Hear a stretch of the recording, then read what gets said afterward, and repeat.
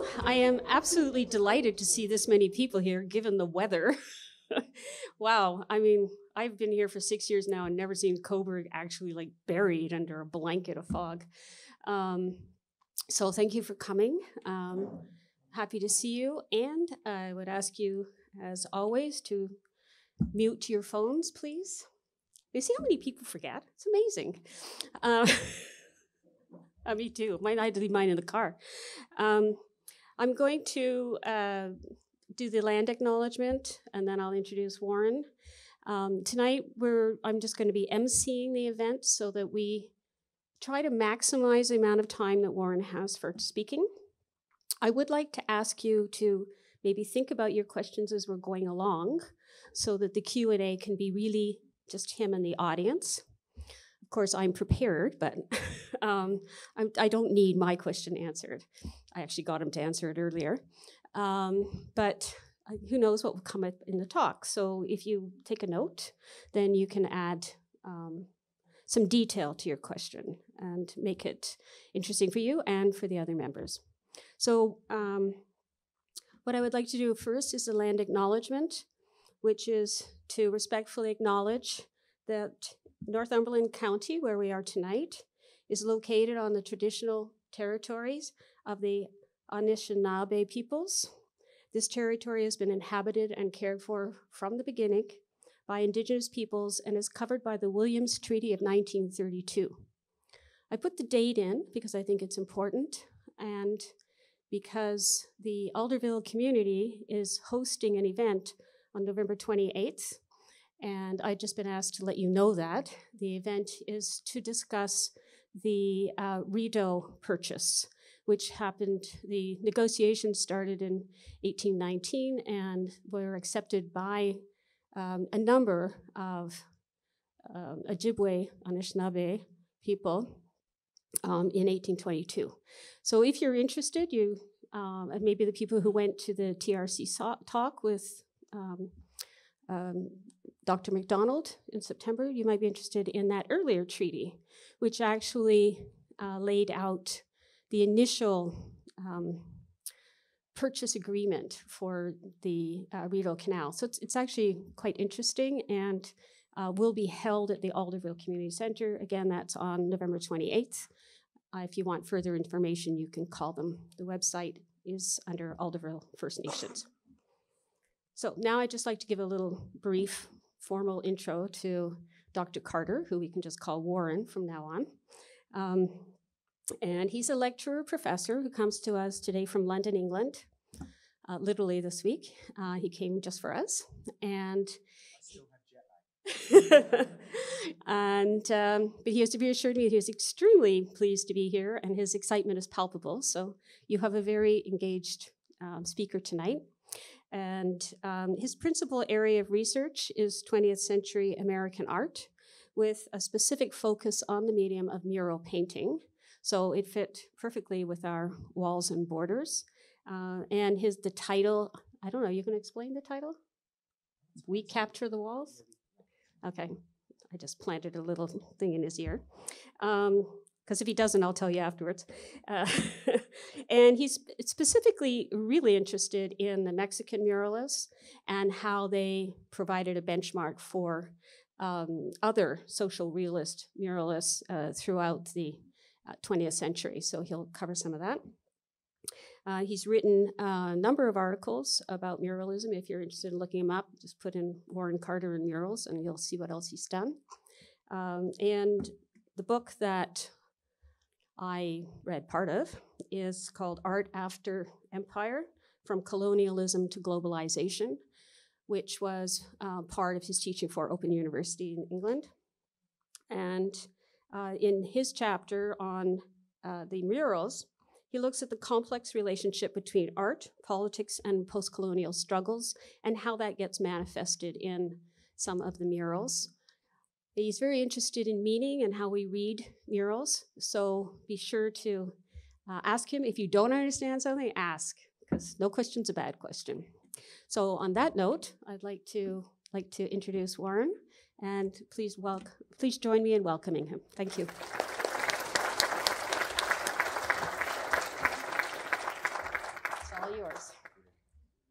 first of all, I'd really like to say thank you to Susan and Dorothy for inviting me here. I feel amazingly privileged to be able to talk to you in this kind of forum. So thank you very much. The way I'm going to do it is, so the talk tonight is specifically about Mexican muralism in Mexico. And then the seminar tomorrow will be about graffiti and street painting in the UK, particularly Banksy. And so I like the idea of thinking about the Mexican muralists in the 1920s and what's happening today in terms of wall painting. So the format will be, I have a written lecture in front of me, but I'm happy to digress and talk off it. I've got 3 different endings for tonight.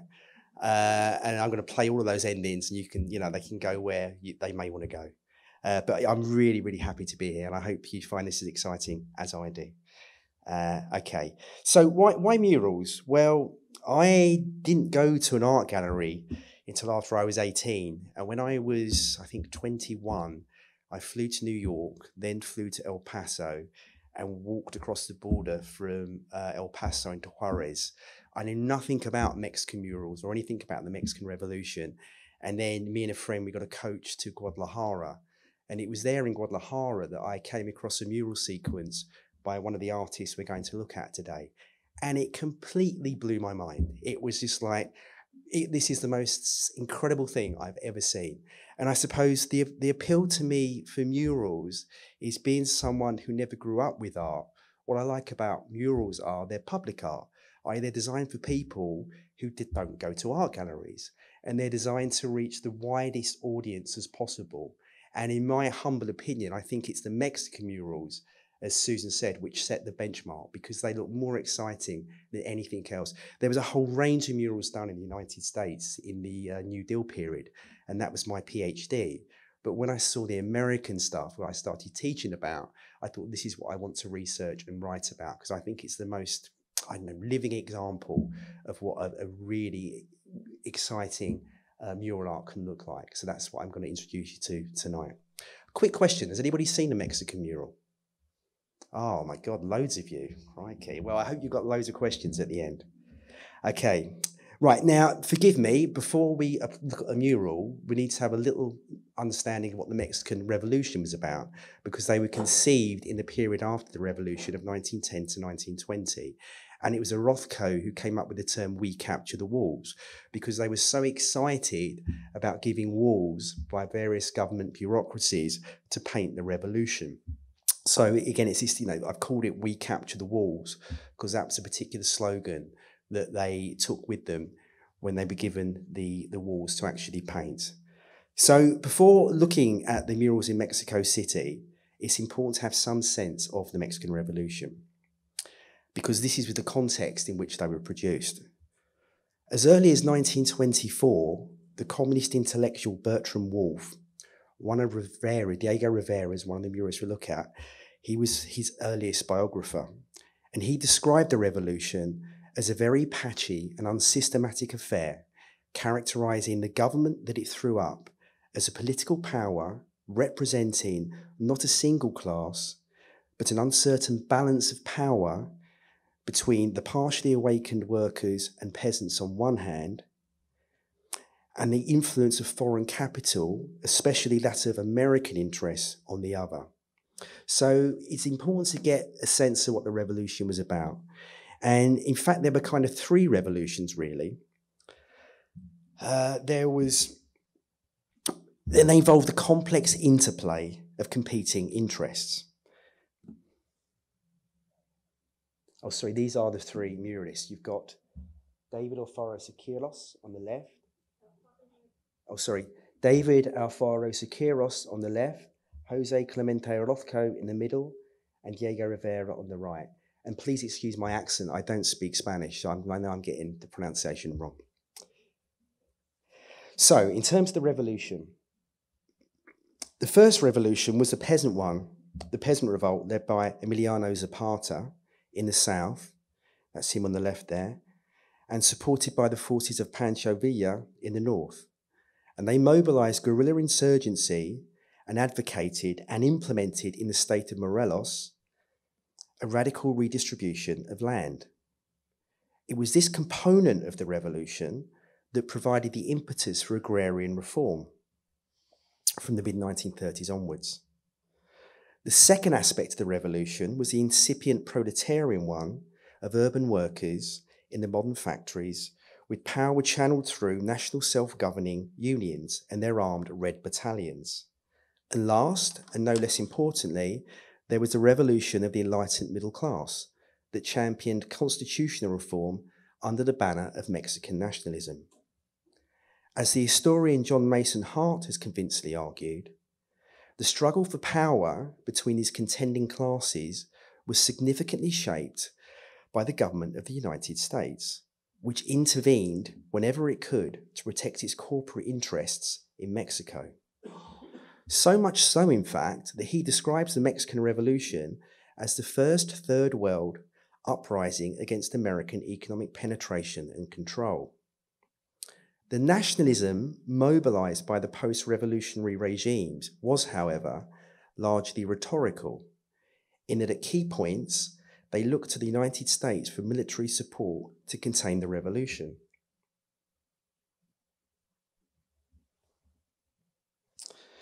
This struggle also framed the production of the murals of Los Tres Grandes, and that's the three of them there, whose names are there beneath them, who were to the left of the post-revolutionary governments that commissioned them and their work. And it is this tension between the nationalist rhetoric of the politicians and the more internationalist one of the artists, rooted as it was in their varying commitments to Marxism, that I want to explore here.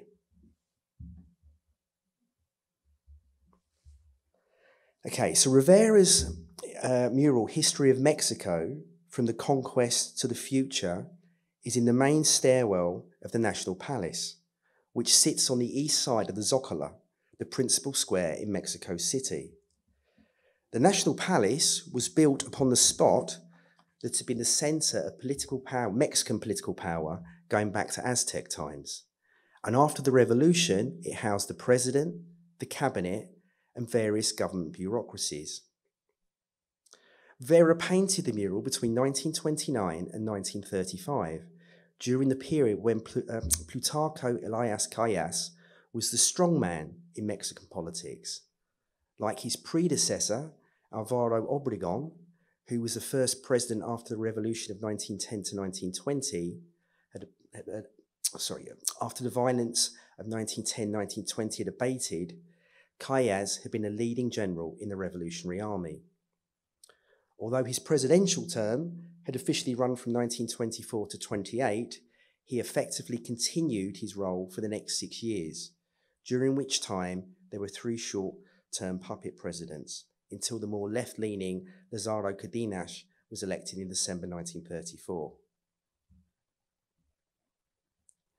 History of Mexico may not be the biggest mural that Rivera produced in Mexico City, but painted in fresco on the main stairwell in the National Palace, it is certainly the most important.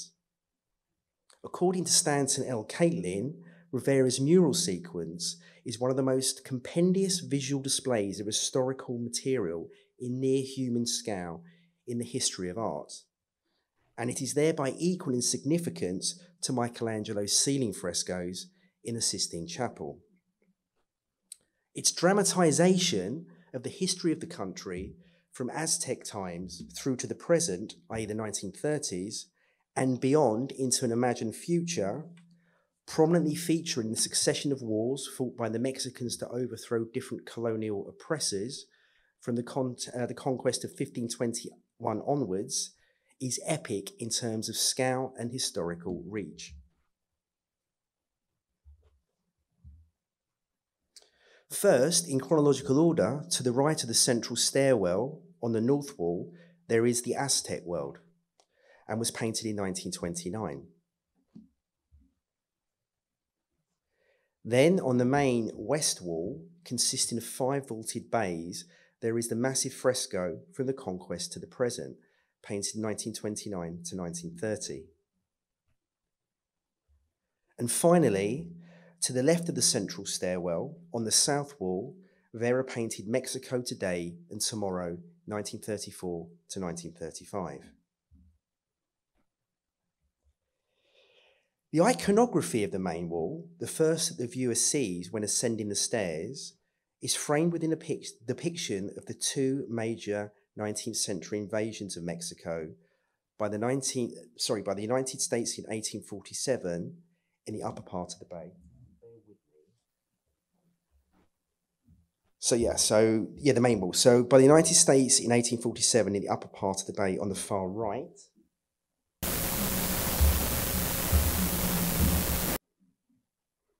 And by the French in 1862 to 67 in the bay on the far left. It really helps having this blow-up image because otherwise you just can't appreciate what is going on. There we go.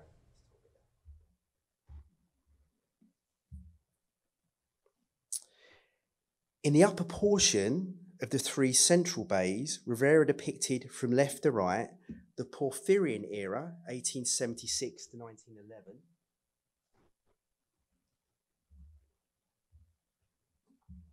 The Legacy of Independence, 1810 to 1930.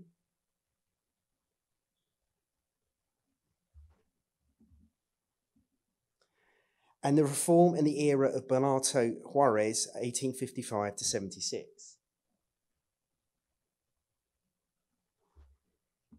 Although each section includes a cast of historical figures, Rivera does not focus upon anyone in particular. Instead, the Mexican people are themselves represented as the anonymous agents of social change, painted in what David Craven has called the post-heroic way. A significant exemption to this emphasis upon the non-hierarchical is the depiction of the revolutionary peasant leader, Zapata, who appears twice in the central wall.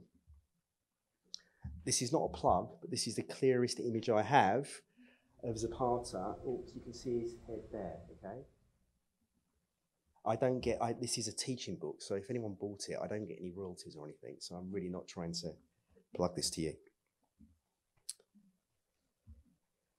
Below the upper register of these 5 bays, Rivera painted a kaleidoscopic arrangement of scenes and figures from the conquest through to the early colonial period.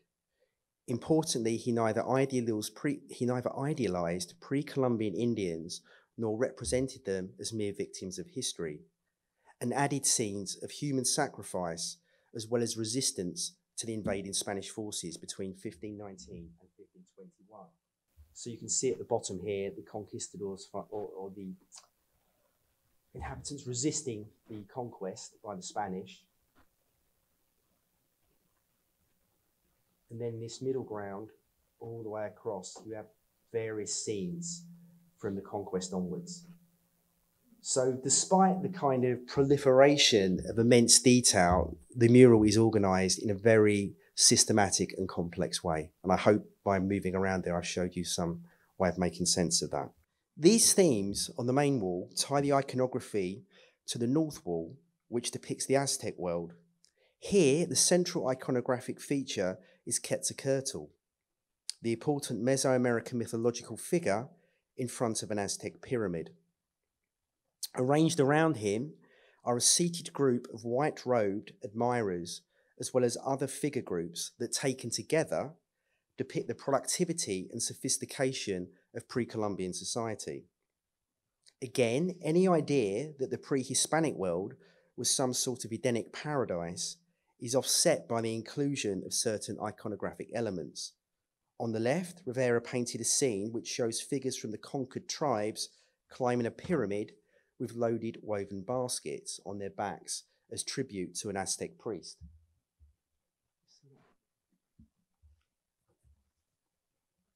And below this, armed resistance to Aztec warriors dressed in military costumes. The conflict depicted here and the ensuing one between the Aztecs and the Spanish conquistadors is portended above in the detail of Quetzalcoatl fleeing eastwards on a huge feathered serpent.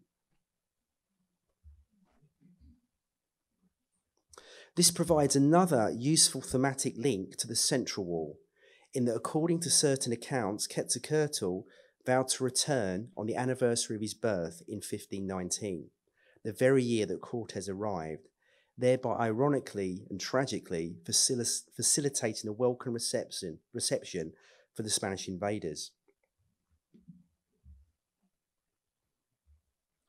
Directly opposite this depiction of the Aztec world is Mexico today and tomorrow.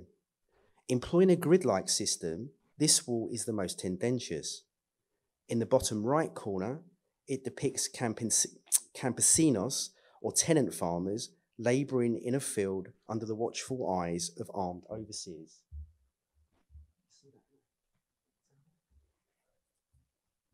Two murdered campesinos above them, one hanged for being a communist, the other for being an agrarian reformer. Fascist-looking police suppressing a strike. Above that, a worker addressing a crowd. And at the top, there is a pitched battle in the Zocalo, which is the main square in which the mural is on. In the compartmentalized middle section, just left of center, Rivera portrays the forces of reaction.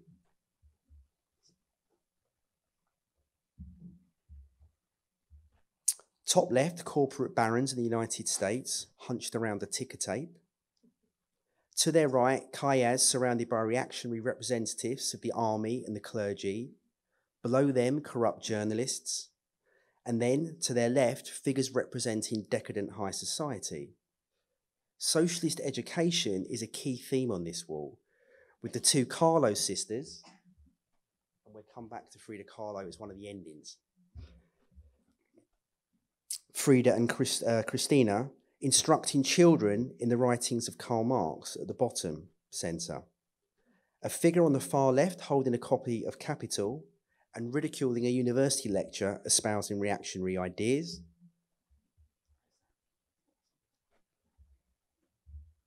And at the top in the center, the figure of Marx holding a scroll with passages from the 1848 Communist Manifesto. He is instructing the triad of soldier, worker, and peasant while pointing out to the mural to the left over a utopian landscape with fully harmonized industrial and agricultural scenes.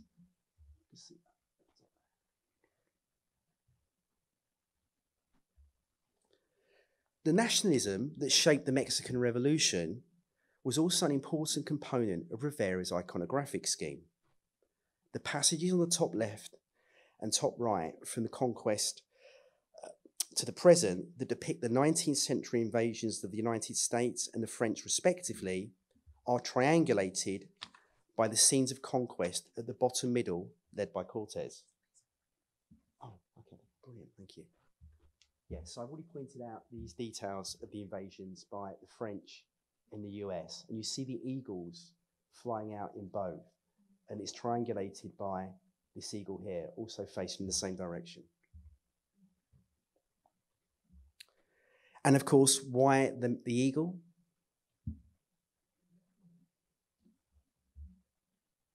Well, it's the center of the Mexican flag, so it's obviously playing to that particular iconographic reference. The eagles all fly in the same direction, which strengthens their visual symmetry and hence their iconographic and narrative importance. Immediately below the central eagle is the figure of Cortez on horseback. Oh. In combat with an Aztec warrior, which according to another art historian, Desmond Rochefort, can be read as the first struggle against foreign domination. This fight against colonialism is taken up again above the eagle in the figures of the two priests, Miguel Hidalgo and Jose Maria Morelos, nationalist leaders who played a pivotal role in the build-up to the overthrow of Spanish rule in 1921.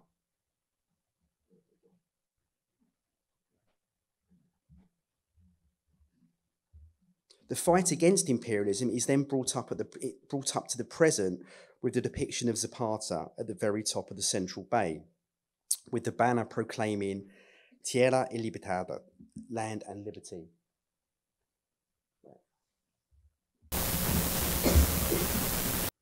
This was Zapata's revolutionary slogan and was adopted by the peasantry, who appropriated many of the great estates owned by landed interest in the United States after 1910. It was this component of the revolution that Rivera supported.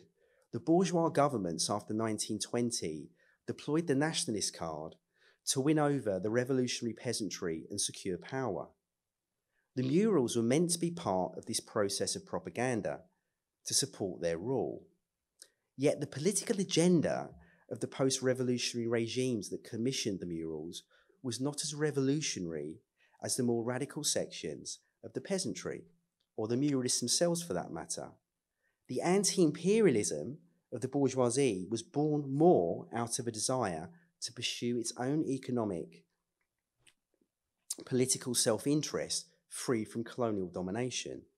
Yet once in power, successive bourgeois governments were more than prepared to negotiate with the government in the US that had in fact helped them defeat the forces of Zapata and Villa and bring the period of revolutionary struggle and violence to a close. As a result of this, the process of land redistribution slowed, and the class and contradictions that largely fueled the revolution remained in place. It is the focus upon class conflict in the two side walls of Rivera's mural that undercuts the focus upon nationalism in the main one. Several commentators have agreed that the detail of pre-Columbian Indians fighting in the bottom left section of this wall is a symbol of Aboriginal class struggle.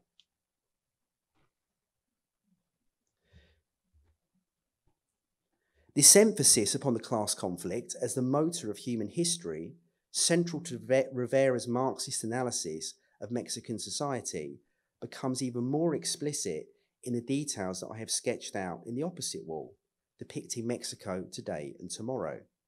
This was painted, as I said, in 1934 to 1935, after Rivera had returned from producing important murals for corporate patrons north of the border, and after Calles' domination of the executive had finally been supplanted by the more progressive regime of Cardenas. The side walls are linked iconographically as well as thematically. The departing figure of Quetzalcoatl, who rides out of the Aztec world on a feathered serpent to the right, thereby setting the scene for the Spanish invasion, beginning at the bottom right of the main wall, has a visual symmetry in the opposite wall with the figure of Marx. He is pointing out the mural scheme to the left, beyond the idealized utopia to a classless future, which for Rivera was the desired outcome of the yet unfinished revolutionary process. So I suppose this is the bit which is what I do, which is different than what other people have done. So recent accounts of Mexican muralism have highlighted the conservative nature of the Mexican post-revolutionary governments and have read the ideological content of the murals commissioned by them accordingly. What I want to argue for a reading of Rivera's history of Mexico that cuts against such an interpretation of the murals as propaganda for the post-revolutionary bourgeois governments, pure and simple. The emphasis upon Mexican nationalism, which is so significant in the central wall, and so pivotal in governmental attempts at winning support for the policies post-1920, is just part of a broader historical struggle rooted in class conflict. This is highlighted in the south wall by the detail of Calles being surrounded by the army and the clergy, and to the right by the pitched battles between the conservative forces of Calles and the supporters of, the conservative supporters of Calles and those of the newly elected Cardenas that were taking place in the Zocalo as Rivera painted the mural. Quite literally, you see these fights happening.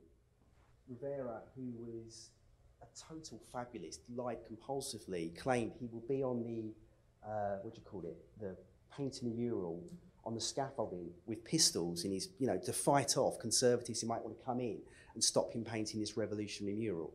So he's depicted the actual battles happening outside the palace as he's painted.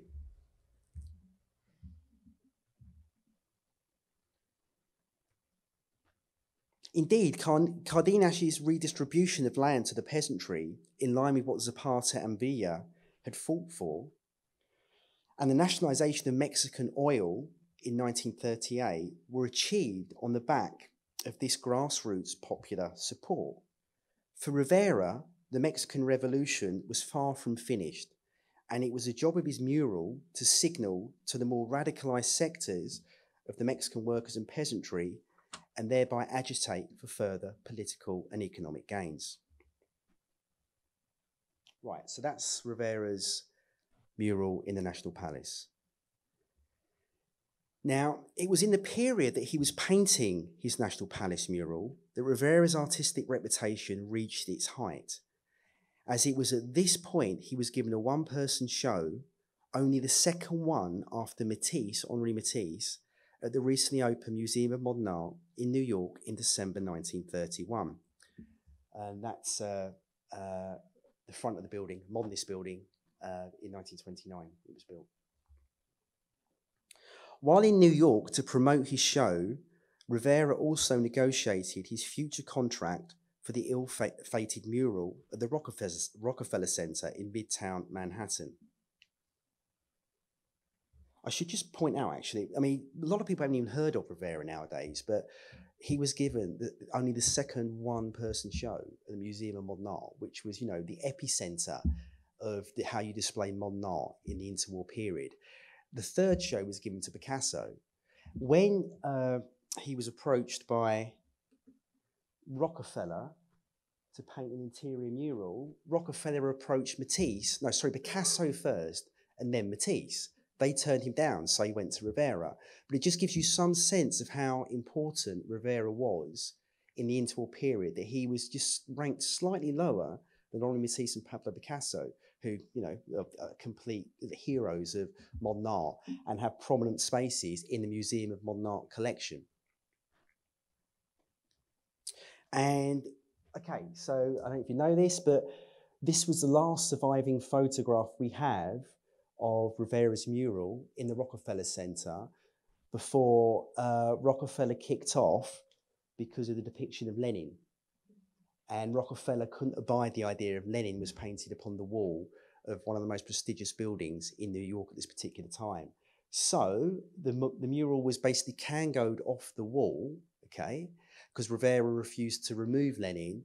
And instead, I've been talking about this guy who took power in 1935, who was the most progressive left-leaning president post the revolution, Cardenas, and he invited Rivera to come back to Mexico City and paint the mural here.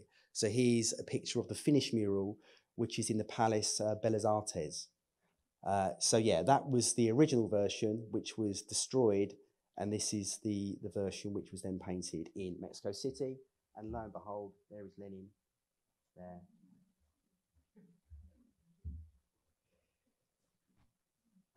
Now, this retrospective at MoMA was a huge success, breaking attendance records, with over 50,000 visitors in just over a month, and receiving overwhelmingly positive critical reaction in the press. All this, even though Rivera was a renowned communist who was by this point committed to a form of realism in his mural practice that sat rather at odds with the modernist agenda being promoted at the museum. I love this painting. While in New York, to promote his show, Rivera also negotiated his future... No, I've done that already, haven't I? Sorry, excuse me. Right.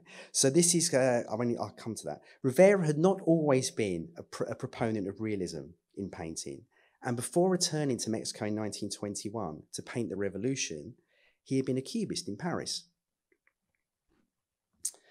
Yet while the works such as his Zapatista landscape of 1915 obviously had a radical iconographic content in the context of the ongoing Mexican Revolution. Obviously, you can see the gun, the kind of Zapatista hat, the clothing.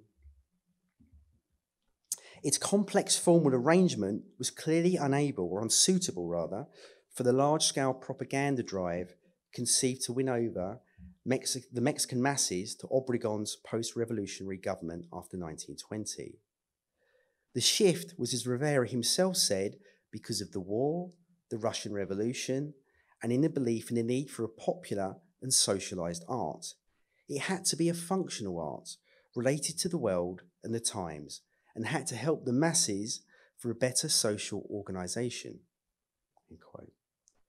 Rivera therefore fused the formal techniques of Cubism with the social realism in the traditional mural form of fresco, Renaissance examples of which he had seen whilst travelling widely in Italy before his return to Mexico in 1920.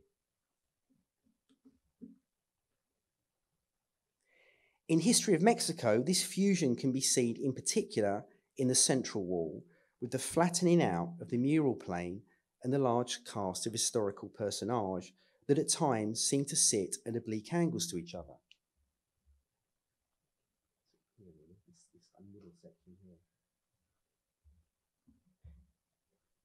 It is also evident in the south wall with the different spatial registers and grid-like system that Rivera used to construct the complex design.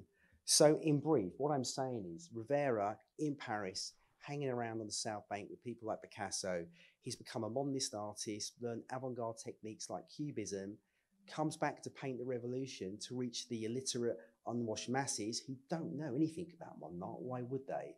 So he then kind of fuses the two things together to produce this kind of realism, which quite clearly has a kind of propagandistic function to reach the people the politicians want him to. This hybrid form of realism set Rivera apart from Soviet socialist realism, which had become by the mid-1930s the state-sanctioned official art in the Soviet Union. And this is an example where this is by Arkady Plastov in 1937, and this is a collective farm. So by this point in the Soviet Union, and of course Rivera is a supporter of the Soviet Union, but at this point the avant-garde after 1917 had been liquidized by Stalin, and Stalin will only allow for this really kind of 19th century naturalist mode, which just shows you how wonderful Russian agriculture was at that particular moment. Obviously, they're starving by the millions because, you know, Stalinism is not working in the countryside, if anywhere. So that's an interesting counterpoint to what Rivera is doing in terms of murals in Mexico, because he would describe himself as producing some kind of social realism, not socialist realism, though, as is advocated in the USSR. The same distinctions hold for the murals of Orozco and Siqueiros, although their influences and formal techniques were as different from Rivera's as they were from one another. Orozco's most celebrated mural scheme in Mexico City was the one that he produced for the North Corridor walls in the courtyard of the National Preparatory School in 1923 to 24, and then in 1926. And this covered 490 square meters of all three floors. Oh, just so you know, the mural that the detail will come to is the trench, and you know it's the most important detail because it's the one that is in the middle on the ground floor. So it's the one that sticks out the most when you walk into this beautiful forecourt.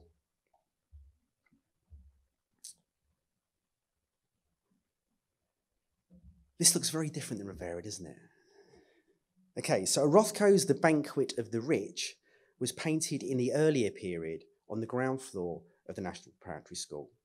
Like Rivera, Orozco dramatizes the oppression of the working class by the rich, their social positioning clearly indicated by their respective dress: blue overalls for the former, black tie and a top hat for the latter.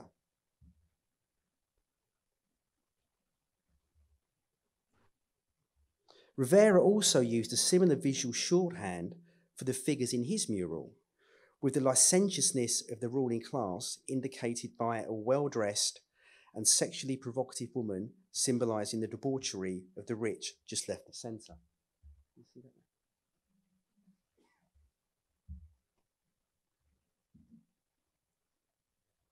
Yet unlike Rivera, Orozco introduces a satirical quality to both groups that would seem to undercut his empathy for the exploited. The working class figures depicted here are not united against their exploiters, but instead fight amongst themselves. The hammer and sickle brandished by the two of them as weapons do not overlap as they do in communist iconography and in Rivera's mural sequence, but are instead separated. thereby highlighting the disunity of the working class as the rich watch from above. And is so brilliant about this particular detail is you see, it's slightly out of picture there. You see there's the head there of one of the workers there, where he's not only being crushed by the fist of his colleague, but also by the pediment above. So this poor man is being squeezed in every single direction. While Rivera may have satirized the ruling class characters shown to the left of Calles in his mural, he nevertheless heroicized the working class and the peasantry. This can be seen in the figure of the working class agitator in blue overalls just above the center of the mural, which I showed you earlier, who rouses the masses to revolt against the Calles regime. The heroic theme is reinforced by the triad of worker, peasant, and revolutionary soldier around Marx at top centre, who listened to the author of the Communist Manifesto with an earnestness befitting the role that they had played and for Rivera should continue to play in the revolutionary process. As Oriana Baddeley and Valerie Fraser, two pioneering scholars on Latin American art, have pointed out, Orozco, like the German Dadaist George Grosz, used the language of caricature and the satirical broadsheet. Very good timing. Day of the Dead, I think it was yesterday. Yeah. This had a significant local antecedent in Jose Guadalupe Posada's engravings of Calavera, the skeletal figures that were so ubiquitous in Mexican Day of the Dead celebrations, which through their widespread publication in the popular press had become a key part of Mexican popular culture.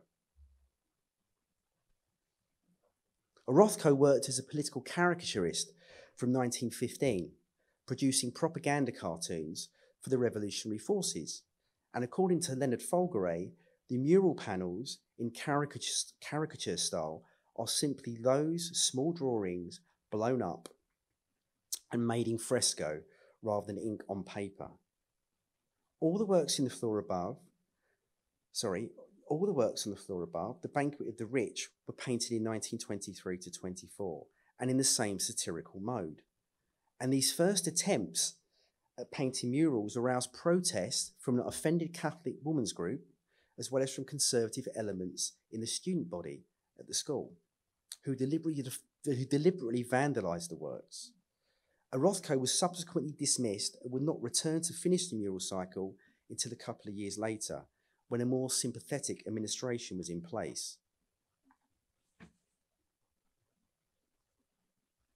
It was during this first phase of state-sanctioned mural painting that Orozco, Rivera, and Siqueiros and other artists formed the Syndicate of Technical Workers, Painters, and Sculptors. The syndicate's manifesto was drafted earlier in 1922 by Siqueiros, and after repudiating easel painting as aristocratic, it called for artists to produce an art for all, an art of education and of struggle. Yet, despite these revolutionary aspirations, as McKinley Helm has pointed out, after the muralists stood back to look at what they had painted in this first collective endeavour, they found much to their dismay that most of it, though dedicated to the indigenous races humiliated through centuries, was French or Italian in manner and Christian in matter. This can be seen in Orozco's maternity on the far right of the ground floor of the National Preparatory School, which was the only other mural that dated from this earlier period that was not painted over by Orozco in 1926. Despite the nudity of the central mother and child grouping and Orozco's claims to the contrary, it still has a clear relationship to the Madonna in European Renaissance painting, a reading only reinforced by the fact of the four floating female figures above them that clearly recall the depiction of angels in such religious works. The result was that rather than being native and essentially Indian in origin, as Siqueiros had demanded in the manifesto, the murals were still marked by European colonialism and the Catholicism that came with it. Remember, this is the detail you can see in the bottom in the middle. This religious aspect of Orozco's mural cycle persisted even in the more directly political imagery, such as the trench, painted in 1926. That this is the most important work in the mural scheme is suggested again by the fact it's viewed from the centre of the courtyard and is perfectly framed by the colonnade even. It consists of 3 revolutionary soldiers at a barricade, their simple white trousers suggesting that they were members of the revolutionary peasantry, perhaps aligned to Zapata or Villa. The figure on the left is dead and draped over the barricade, facing forwards and away from the viewer. The one on the right is crouched with his left arm covering his face, and the central figure, also dead, lies backwards against the barricade. As Folgerite makes clear, the middle figure recalls the martyr in a crucifixion. The cubic form behind the leftmost man's left shoulder suggests the crossbeam, and the rifle barrel a displaced post. Having rejected the satirical style of painting, which dominated his earlier murals in the courtyard, Orozco imbued revolutionary scenes with a religiosity designed to appeal to a peasant audience shaped by Catholicism after the Spanish conquest. In a revealing text that Orozco wrote for the catalogue of his 1947 retrospective exhibition at the Palace of Fine Arts in Mexico City, the artist looked back at the last quarter century of mural painting. Here he identified, quote, the trend of revolutionary socialist propaganda in which there continues to appear, with surprising persistency, Christian iconography, if modernized. So there were perhaps rifles and machine guns in place of bows and arrows, aeroplanes instead of angels, flying atomic bombs in place of divine damnation, and a confused and fantastic paradise in a future very difficult to define. Now, as well as containing perhaps an oblique criticism of the utopian landscape in Rivera's National Palace mural, this quotation is interesting because it offers a self-critique of the iconography that he used himself in his murals at the National Preparatory School. By the time that Orozco returned to finish his mural scheme, the country was once again riven by violence, this time a result of the peasant-led Cristero rebellion against Calles' anti-clericalism.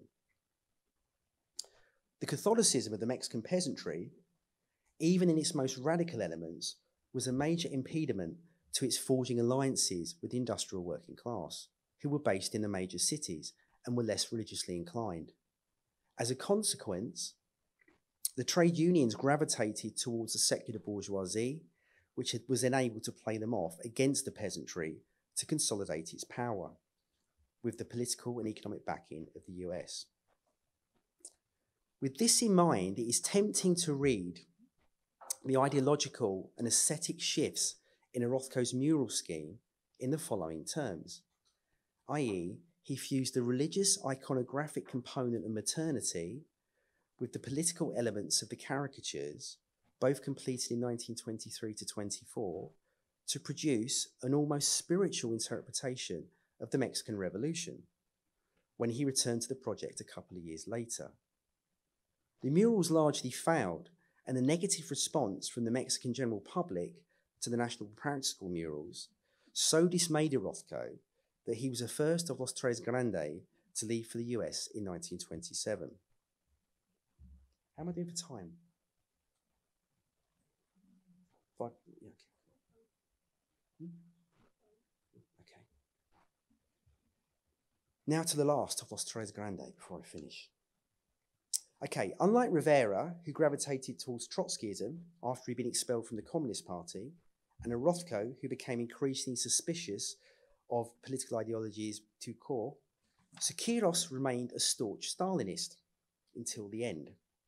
He even led the first assassination attempt upon the exiled Leon Trotsky in May 1940, when the former Bolshevik leader was staying with Rivera and his wife Frida Kahlo in Mexico City. There should be a film about this, all these historical figures in the same place at the same time. Yet despite his Stalinism, Siqueiros' mural practice was even more formally radical and experimental than that of his two older peers. If Rothko had followed the lead set by Grosz in incorporating satirical elements into his mural practice, then Siqueiros was more influenced by the German artist, fellow Berlin Dadaist, John Hartfield, who was a pioneer in photomontage. Like Grosz, Hartfield mobilised these techniques in the fight against German fascism to produce works that powerfully satirised the Nazis and underlined the threat they represented to the German working class. Oh, sorry, this is an exterior shot of where this mural by Siqueiros is. And this is again, an exterior shot of the National Palace where Rivera's mural is. This interesting montage was developed further after Siqueiros had met the radical Soviet filmmaker Sergei Eisenstein in Taxco in 1932. It is this threat of fascism and its relation to capitalism and imperialism that is the subject of Siqueiros' most important mural in Mexico City, his portrait of the bourgeoisie, which was commissioned by the Electricians' Union for their modernist headquarters and painted in 1939 to 1940. And I think this is one of the best things I've ever seen. What's amazing is still a working trade union building. So you still have people walking around the building that have grown up with this mural being there.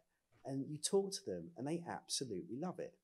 Even though it looks bonkers and it's, dramatising the build-up to World War II. I'll explain the details now.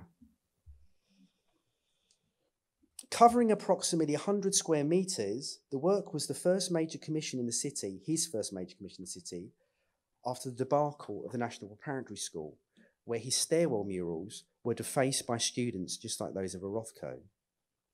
Okay, the relationship between capitalism and fascism is symbolised on the left wall with the motorised strongbox that represents finance capital directly controlled by the mechanical, parrot-headed fascist demagogue. So you can see this is the fascist demagogue, and underneath here, there's a set of this kind of mechanised thing, the set of wheels, and the strongbox is beneath here. Here you have that references. Anyone got an idea what that might be referencing? Remember, it's 1939. The burning of the Reichstag in Berlin, which was one of the things that enabled Hitler to come to power. Oh, sorry, it was the burning of the Reichstag in Berlin, okay, which was the excuse that Hitler took to take all power. So that is the institutions of bourgeois democracy, was represented by that neoclassical building being burnt down as the forces of fascism take power. Then on ascending the stairs, the spectator sees the central wall, a machine-like ribcage spewing out money.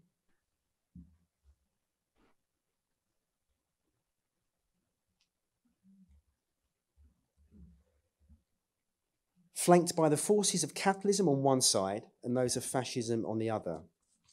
Great Britain, France, and the United States on the left. Japan, Italy, and Germany to the right.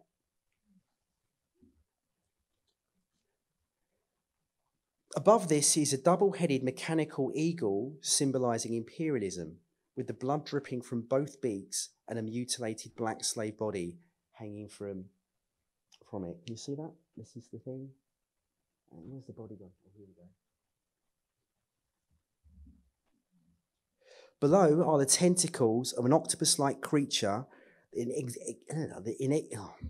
inexorably pulling the colonial victims that will be the grist for the mill for the machine producing the money above. And okay, so this is the kind of spine thing going on. It's producing the money. Can you see here these victims of these black colonially oppressed people here? Finally, on turning to the wall to the right, spectator sees the lone figure of the revolutionary thrusting forward while brandishing a rifle at the fascist demagogue opposite. I don't know how he does it. It's because this is the staircase. You literally come up here. You can see the joins in the walls, but he makes it like a cinema screen, tries to get away from the joins. And then you're confronted with that, and then you turn and see this figure here. And when you come to the top and turn around and look over it, you can see the gun of the revolutionary directly pointing at the fascist demagogue. It's just, it's remarkable how he does it, but they literally seem to be facing off against each other. Against the seemingly unstoppable rise of fascism in Italy, Japan and Germany, Siqueiros, on the group of art muralists who worked with him, pitted the forces of international communism. On the ceiling, they painted chimneys and pylons that represented the future production of power by the people, an iconography that clearly anchored the broader political and historical sweep of the mural scheme within a building housing an electricians' union. You can just see the start of the pylon there in the sky, and and there's a big communist flag hanging off it as well. So remember I mentioned John Hartfield and the anti-fascist photo montage? He obviously, I've almost finished yet. He obviously got that from this photo montage here, the ribcage with the queens coming down. Siqueiros' welding together of an aesthetic rooted in radically anti-fascist photo montage and avant-garde cinema derived from Hartfield and Eisenstein, retrospectively, with an imagery appropriated from commercial magazines, demonstrated a commitment to avant-garde techniques which flew in the face of Stalinist cultural orthodoxy. Remember I showed you the Soviet collective farm? Well, that's what communists were meant to be painting, and instead he's producing something like that. With his aesthetic derived from ignore that. He was also critical of what he termed the idiotism of Rivera and Orozco, and rejected fresco painting for more experimental methods of mural production. For Siqueiros, just as industrial enamels such as pyroxylin replaced traditional paints, so did photographic projections on the walls themselves replace preparatory sketches. There is a considerable irony in the fact that in his deployment of contemporary mechanical means of production, including both photography and film, to produce what he called a cinematographic mural art, Siqueiros' form of realism arguably had more in common with Trotsky at this particular moment than it did with Stalin. It was the old Bolshevik in exile who had largely written the 1938 manifesto towards a free revolutionary art, co-signed by Rivera and André Breton, as a riposte to the bankruptcy of Soviet culture under Stalinism. Right, I've done this Los Tres Grandes, and I've done their most important mural schemes in Mexico City. I've got a couple of minutes, so I'm going to just finish with 3 ways of thinking about where we go from here. Okay, so yesterday I spent 3 hours in the art gallery of Ontario. I had a whale of a time. And on the 5th floor, there's a temporary exhibition by, never heard this artist before, Denise Tomasos. And she died in 2012. And she basically, she came to Canada from Trinidad. And she basically painted in a relatively abstract gestural style, colours and shapes, but then did all these kind of line drawings on top, which related to kind of incarceration and supposedly the experience of the Black diaspora. But I was just so taken aback. When you look at the information on the side of the picture, it talks about 4 skulls, but this is a rib cage, and these are heads at the bottom. This is a direct reference to Siqueiros' mural via Hartfield. And you need to have a kind of knowledge of that kind of iconography to see it in that work. But they didn't pick it up in the museum. But as soon as I saw it, it was like, wow, that's Siqueiros, that's Hartfield. So these heads are there, and this is his mechanical ribcage. So that excited me no end. And of course, the whole theme of this is about walls. And everyone knows about Frida Kahlo. She was married to Diego Rivera. In the interwar period, Diego Rivera was probably the most important artist in the Western world, okay, and Latin America, as I've told you about, shows at Museum of Modern Art, etc. Now no one knows about him. Everybody knows about Frida Kahlo. Just very quickly, this is a painting called Self-Portrait on the Borderline Between Mexico and the United States in 1932. And what I found really, I mean, we can talk about it afterwards, but obviously on the left we have Mexico, on the right we have the United States. And she looks very ambivalent about her position while she's accompanying Rivera to Detroit while he paints these North American corporate murals or for corporate patrons. But what I found very interesting about this painting, in 2016, when Trump was looking to win the presidency of the US and he was banging on about building a wall between the US and Mexico, this work moved from a private collection in New York to the Philadelphia Museum of Art for part of a show on modern Mexican art, 1910 to 1950. And this was used as for the program, the advertising stuff. And so it was just really, I know, compelling that at the time Trump was trying to win election on the basis of building a wall to divide the two countries, Frida Kahlo's work was moving around the country for one of the most important shows on Mexican art. And I find that particularly interesting. That's another way we can go with it. And lastly, tomorrow I'm going to be talking about Banksy and graffiti. But when I went to, the last time I was in Mexico City to make 2 films and interview someone, he told me about this mural. And this mural scheme was done by Rafael Cordaro, and it was completed in 2010, the centenary of the outbreak of the revolution. And it's over 3 floors on a corner stairway. And I never thought anyone could better Los Tres Grandes in terms of muralism, because, you know, a lot of people have tried in the 20th century, never quite put off. But this is absolutely compelling. And this bit here refers to the massacre in 1968 when students were protesting when the cameras came into Mexico City for the Olympic Games, okay? And it was crushed by the Mexican army. And then above in these windows, you've got 3 contemporary militarized Mexican police. And then you have these almost soft pornographic angels with scales and justice. And it's just, and of course you have graffiti on the walls, which then makes it slightly problematic. Am I seeing a mural? Am I saying something which has been defaced? So I'll stop there, but those are my 3 different ways of ending that lecture. First of all, what I saw yesterday in the wonderful museum near here, the Frida Kahlo, because everybody knows Frida Kahlo on the border, and then this wonderful contemporary mural that was completed in 2010. I'm sorry I overran, didn't I? No, you didn't. Perfect. Thank you.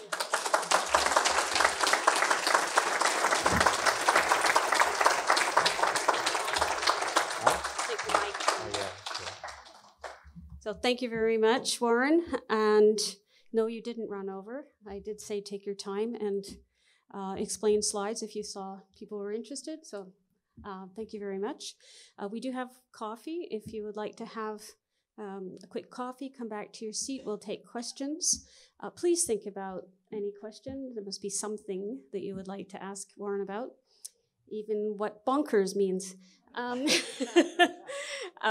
So have a coffee and we'll come back for questions in a moment. Okay, so what we're going to do is you're going to have a conversation with Warren. It's not my conversation, it's yours. So I hope that we have one hearty volunteer ready to go. And Nedra is over there with the mic, and she will come around to you if you put your hand up. And what I will do is I will gesture to you, and if I don't see you or recognize you, keep your hand up. I'll just let you know I see you. And I will keep track. So I see you, then I see you, and then I'll come back around to people, okay? And Nedra will come and do the mic. Warren's going to stand here and answer questions. Okay? I asked a few people during the break, because I distinctly remember seeing a film of Frida Kahlo and Diego and the attempt on Trotsky. And you were saying that there should be a film. I know I've seen something, and a few other people remember seeing something. Oh. And it turns out there was 10 years ago, in October 2012, an exhibit on Frida at the AGO. It was Frida and Diego, Passion, Politics, and Painting. Okay. So I'm thinking maybe there I saw it. But so is this a feature film, a documentary? It wasn't a feature film, but it was definitely a film that informed us about. It was a film on, it was Frida, the film. Okay, is it this? Okay. Okay, so in There's the film called Frida. yeah, in Thank you, Cindy. 1982, there was an amazing exhibition at the Whitechapel in London, and it was organised by two film historians, Peter Wallen and Laura Mulvey, and it was on Frida Kahlo and Tina Modotti. Does anybody know who Tina Modotti is? Yes, I've been writing about her recently for our students. She's a brilliant Italian photographer who went to Mexico and took the most amazing photographs. And now the Whitechapel show, it was really interesting because it was devoted to these two strong women figures who, you know, easily carried their weight within the very macho culture in Mexico City in the post-revolutionary period. And they produced a half-an-hour film which looks at the two of them together. And that now sits on the British Film Institute player, if you want to see that, and it's free. So I don't know if it was that. Yeah, and that is, I mean, the catalogue to that show is one of the best catalogues I've ever seen. And that's 1982, so it's nearly 40 years ago. So maybe it was that, I don't know. But if it's not that, and you remember anything, then please find a way of letting me know, because I'd love to see. You won't be the only person Googling Frida, because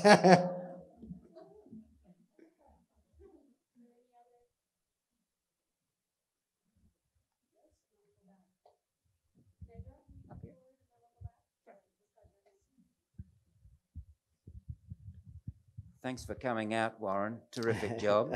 Thank you. Like a big general, broad question for you. How does, say, Diego fit into the history of political mural making? You know, like you mentioned briefly the Renaissance. Yeah. I mean, is he doing lots of things within a tradition? Does he break with the tradition? I get it's all political, yeah, fine, but say with the Lorenzetti in Siena. Yeah. Is he in a tradition? Is he doing something new? Is there a difference? Yeah, well, before he came back to Mexico, because he's still in Paris, remember, in the teens, and when the revolutionary government came to power, the guy who was the Minister for Education, Vasconcelos, was given 15% of the national budget to fund this revolutionary propaganda drive. And what they did was, before bringing him back from Paris, they sent him around Italy for a year to go and look at Renaissance frescoes and also learn how to make frescoes. Fresco making is not very easy. You're basically painting on wet cement. And once it dries, it's stuck. You can't change it unless you chip it off, okay? So Rivera's gone round Italy. He's seen all these incredible works by the Renaissance masters, etc. And he's come back. But I think what makes Rivera new is the way that traditional technique of producing wall painting is updated for a 20th century context and infused with the kind of iconographic details he uses to try and win people over to the revolutionary cause post-1920. And so the reason when I was asked to come here and do something on painting walls, well, obviously I work on Mexican muralism. I work on muralism throughout the whole century. There's murals in Ireland, there's murals in Chile, there's murals in Nicaragua. Basically, whenever something's kicking off somewhere in the world, people take to the walls and paint murals. And whether it's Cuba, whether it's Nicaragua, whether it's Chile, they always look back at the example set by Los Tres Grandes because they are seen as the benchmark of political mural making. And so, yeah, Rivera is doing something really interesting. He's looking at traditional Renaissance fresco painting, but updating it for a kind of 20th century, which is riven by kind of political upheaval from the start to the finish, basically. So, and, in the 1960s, in the US, when you've got black communities living in ghettos, you've got Hispanics, Latinos living in barrios, and they're incredibly poor and impoverished, and there's no public funds going in. Well, they decided to paint murals in their communities, and they look back at Los Tres Grandes, and it's great because you look at some of these murals and they're not very good. But the point is, these are people just taking to the walls themselves and trying to paint murals which represent the political constituencies and the people in the places that they live. And they will always go back to Rivera. And, you know, just as I was showing you how Siqueiros references Hartfield, and then this contemporary artist references that, well, they're all referencing Los Torres Grande in some form or fashion. So, yeah.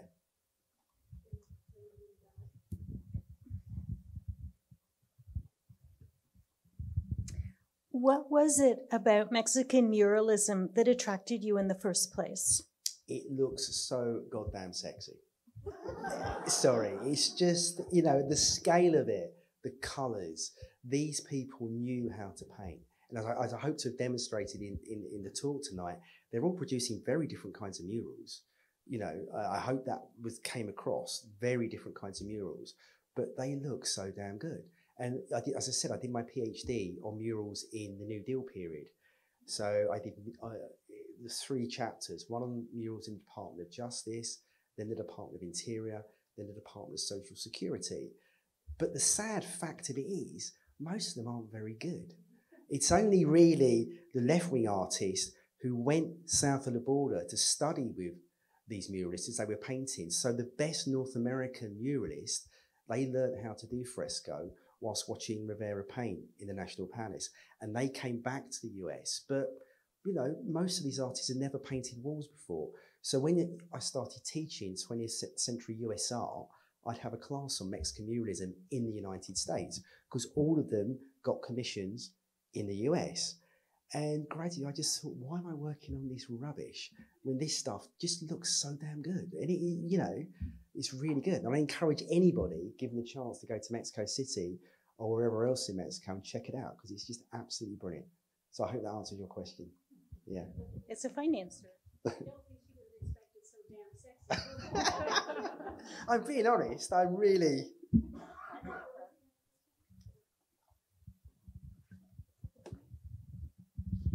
Thanks. Not being from an artistic background, part of a problem from my perspective is when you look at this art and you don't have the political, the trade union, the allegory background, it's hard to see all the imagery that's in it. And is the only way when you get an exhibit to hear a talk on it, or do you look deeper? And was this movement, I guess, so Rivera was starting it, did this movement continue? Okay, so coming to a lecture or a talk and seeing the murals in a PowerPoint is a very, very inadequate and poor substitute for seeing the murals in the flesh on the wall because they're big by virtue of their scale. That's how they operate. So I apologize for that. And I hope that when I try to use that zoomable thing, at least we could look at some of the details and see. But yeah, a slide will never do justice to what they look like in the real world. And in terms of having the knowledge to make sense of what you see, well, I was doing that in the context of this particular presentation. But I suppose if you stand in front of them and you know a smidgen about Mexican revolutionary history and what happened, then you might have a purchase when you look at them, because this was the very idea. The muralists produced these works not to be complicated, not to be difficult, because they were meant to be read by people who have no sense of what's happening in art whatsoever.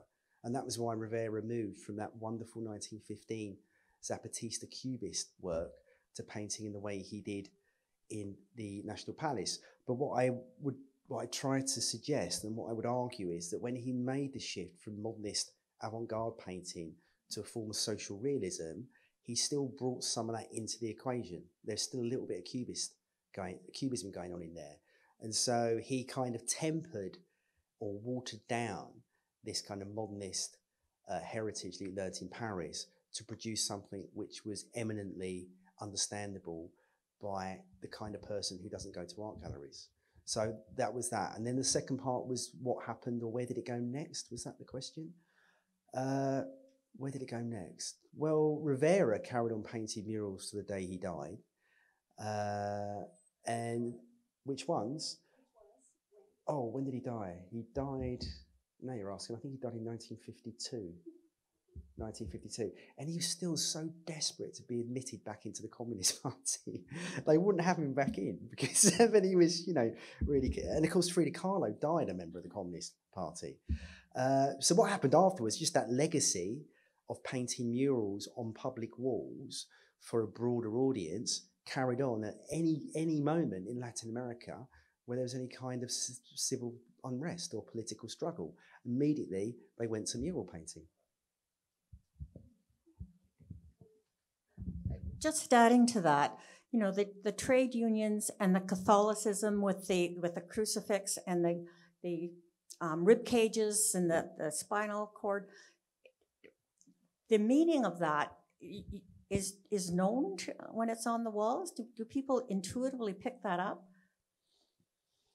You're asking the wrong person because obviously, again, all I would say is that you don't have to. I mean, obviously, the kind of the Catholicism, which is part and parcel of, I was trying to argue, of a Rothko's thing, that was deliberately meant to appeal to a particular kind of peasant viewer who has a deep religiosity and trying to convert that into some kind of socially progressive politics. So, yeah, we can talk later. Yeah. During your presentation, you made one reference to perspective skills, where the person with the gun was pointing it at the other icon on the other side. Mural, yeah. Thank you. And you've repeatedly said how good this is, but it's been more so about the content. And what blew me away about Rivera, standing in front of his work, was his incredible grasp of perspective and how his paintings could go around a curve or into a corner and still make it look like a flat canvas. Yeah. It's just absolutely awesome. I don't know if you have any... Well, what I would say is that...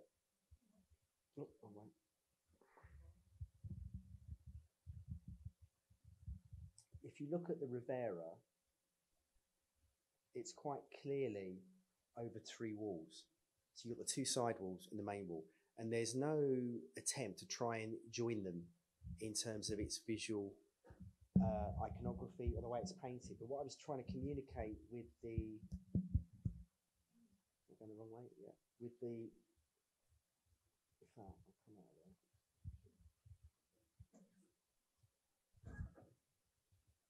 With the Siqueiros, remember I mentioned when he was in Taxco, he met the Soviet filmmaker Sergei Eisenstein. Okay, so Sergei Eisenstein at that point is pioneering montage in Soviet cinema. Okay, now what Siqueiros is doing, this is where you don't see the walls because not only, so this is a joint here. Okay, so that's the wall facing you, that's the left wall. And this is the right wall here. What he's done is he asked the architects to surround the joint so it's a smooth thing, okay? And so when you're looking above from here, like I said, you're looking at 3 walls and a ceiling. But the way he's done it, the way he's made them round and then put details that are essentially a 90-degree, but he wants it to look like a cinematic screen so you don't see the joins, and he does it incredibly well. So I would argue that Rivera's not really interested in that, but Siqueiros is anti that kind of old way of painting frescoes. He not only wants to update the content in terms of politics and revolutionary struggle, he wants to update what they look like, And funnily enough, Siqueiros, so both Rothko and Rivera are using fresco, age-old technique of wall painting, going back to Renaissance Italy, etc. He is using the kind of chemical paints you find in car plants, because he argues that if you want a mural to be up to date and relevant, it's not just the content, it's the materials in which you make it. And like I said, Rivera will be doing, sketches about what the bits on the, mural look like. He's taking photographs. So he's completely, modernist in the way he's producing them. And the irony, I hope it came across, was that it's at this time in the Soviet Union, like that painting I showed you in 1937, where any kind of modernist avant-gardism is punishable by you go to Siberia, you're going into a camp, yeah, or you're going to get killed. This guy is a Stalinist till the day he dies, yet he's producing works that look nothing like that. It's just, bonkers. It's just, you can't make it up. They're pulling in completely different ways, and I think that's what makes it really exciting. So yeah, in many ways, Rivera, Cubist, Paris, comes back to Mexico, mitigates that avant-gardism to produce mural painting that can appeal to the masses.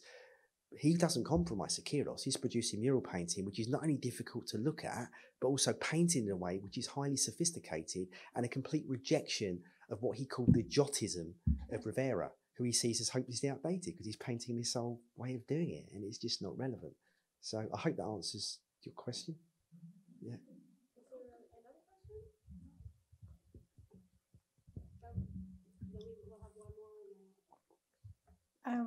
My question is, how did Rivera reconcile his communist sympathies, beliefs, belonging to the Communist Party with accepting commissions from corporate America? Ah, that's a really interesting question. More interesting than my previous one? Well, they could just get more and more interesting. Let's have some more questions. Okay, so one of the reasons Rivera was kicked out of the Communist Party was because the communist hierarchy wouldn't accept the fact that he's taken the money of Ford to paint in Detroit, of Rockefeller to paint in New York, plus other corporate patrons. And they're like, how can you be a communist and take the money from these people? He would argue, I just want to spread the revolutionary word amongst as many people as possible, okay? For that, also at this point, because the money that was put up for the decoration of these walls in Mexico City was reduced, all these muralists were getting really upset they weren't getting any commissions, but Rivera kept getting commissions. So his fellow muralists turned against him, the Communist Party turned against him, and hence he was just surviving by painting commissions in the US. So it's a deeply contradictory position, but that was how he justified it. He was spreading the world revolution to everybody. So whilst taking the money of Ford and Rockefeller.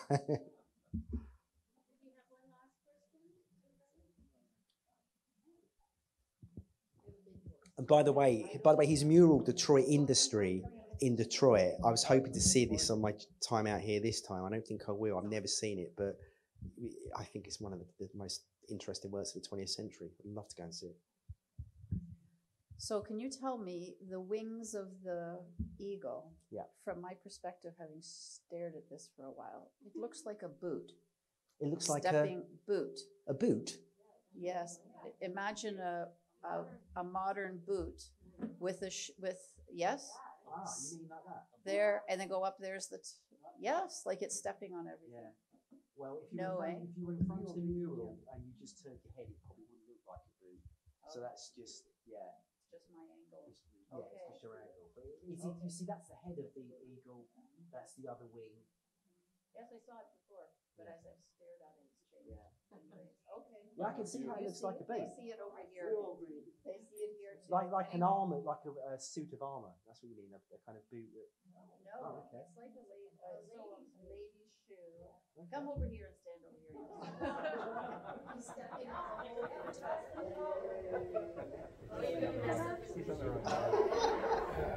There's a conference paper in there somewhere, I reckon.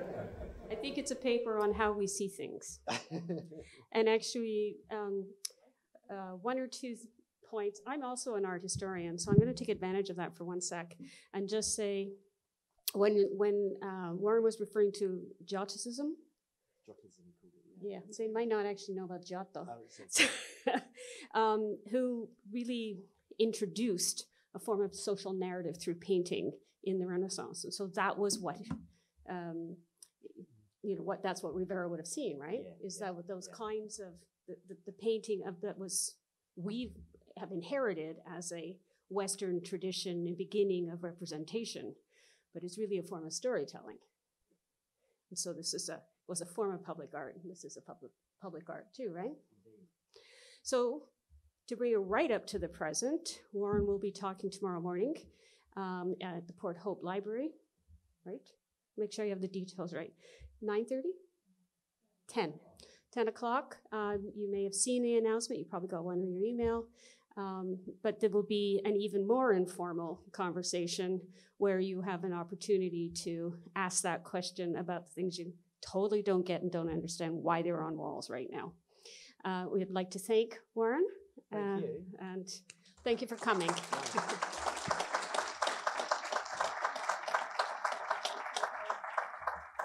And I'd like to thank you all for being here and making it through the fog. Hopefully you're feeling enlightened and the fog has lifted.